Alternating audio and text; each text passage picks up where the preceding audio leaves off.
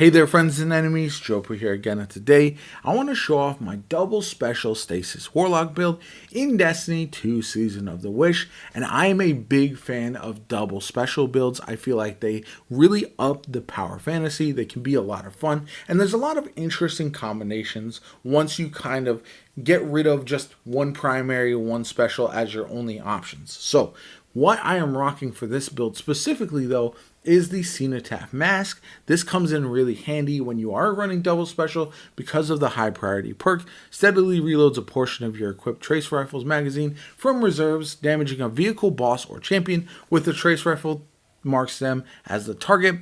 When an ally defeats the marked target, special ammo is generated for you and heavy ammo for your allies.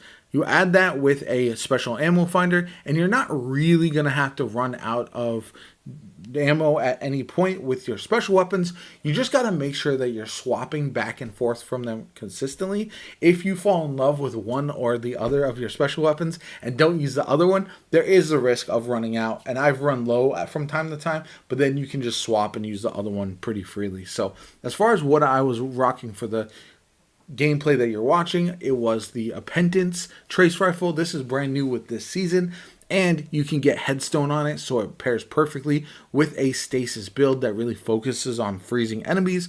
I also had on Empty Vessel as well as the Two-Tailed Fox, although you can swap these around. I was also messing around with Merciless and then Apex Predator, Roar the Bear.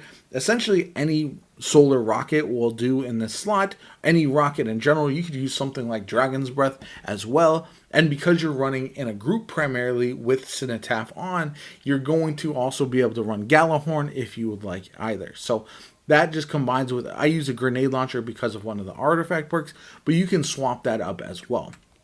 As far as the artifacts perks go, you are going to have on Hail the Storm. This is huge for stasis build alongside Pillar of Ice. You also want Argent Ordnance. This is going to do extra damage with your rocket launchers. One of the reasons I do like Blast Radius is because it does work with special grenade launchers. That's why I was rocking that as well.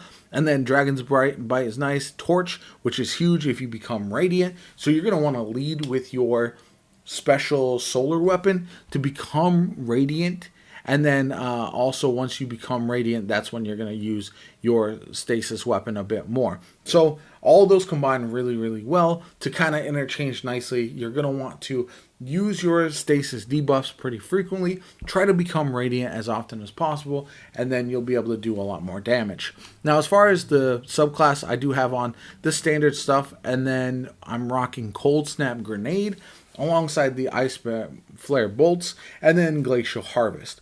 Mainly you're going to see with this build, I am focusing on freezing targets, especially the red bars, as often as possible, and then destroying them, generating those stasis shards so I can have an overshield with Whisper of Rhyme.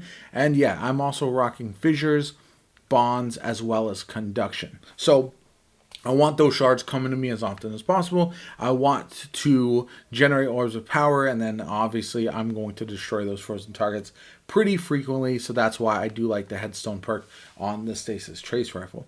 As far as the mods go, I am rocking a Stasis Siphon as well as Special Ammo Finder. Then we've got Impact Induction and Grenade Kickstart, Stasis Reserves, and then damage resistance of whichever activity that you're facing. If you are facing a threat of a certain, like I had Void Threat on for the coil this week, that's why I have Void Damage Resist on. Then we got Better Already, Stasis and Solar Weapon Surges, and then finally Powerful Attraction, Time Dilation, and Outreach. The gameplay loop for this build is pretty straightforward. You can lead with one of your grenades or your melee, and then you can use your grenade launcher, make yourself Radiant if at all possible, and then you're going to swap on over to the Trace Rifle and just try to melt enemies as quickly as possible, essentially using the Trace Rifle as something of a primary. Just keep in mind the second special is going to be a weapon that you're going to want to do a little bit of DPS with. That's why I'm not necessarily using a wave frame personally, and why I will swap to Merciless sometimes with this, because it does feel nice to have a weapon that you can do a bunch of damage to bosses with outside of just your heavy. And then you're going to really want to save your heavy for major enemies as well as bosses, because don't forget, you are not going to be generating heavy ammo for yourself, so you're going to be a good teammate. Your teammates are going to have plenty of heavy, and I found with the coil activity as well that because you're generating so much heavy ammo for them, that this works out very, very well because of the ability to allow them to do extra damage consistently. Having that extra DPS, especially in the coil activity where there's the 3 witches, they all count as major enemies, to where you can boss enemies, to where you can tag them and then let your enemies defeat them and generate ammo for everybody. So that's one of my favorite things to do and one of the best activities for this build. Now, other than that, it's pretty much straightforward. You want to save your super for strictly ad clear, not really DPS, unless it's a last resort.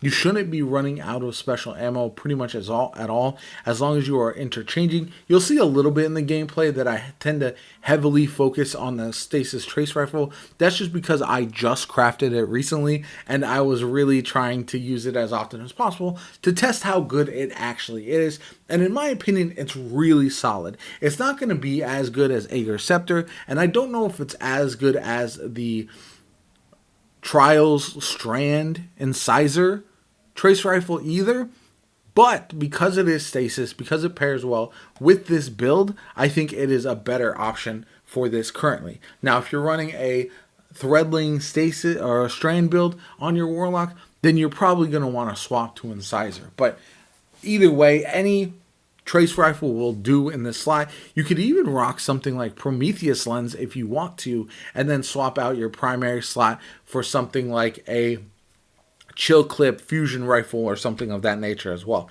There's a lot of different options with this build, and I really think that more people should be trying these double special builds, especially now that abilities have been nerfed a little bit with this season.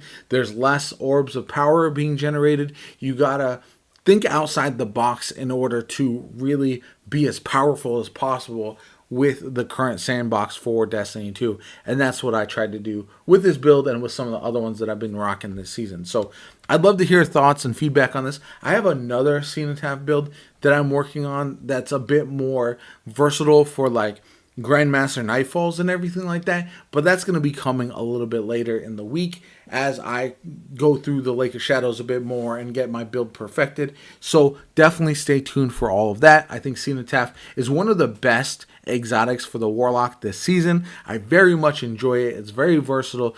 Outside of just boss melting, it's one of the best exotics for sure for the Warlock. Anyway, if you enjoyed the video, hit that like button, subscribe to the channel, helps me out tremendously. Shows you want to see more Destiny 2 content from me going forward. My name is JoPa. Have a good one, and I'll catch you all later.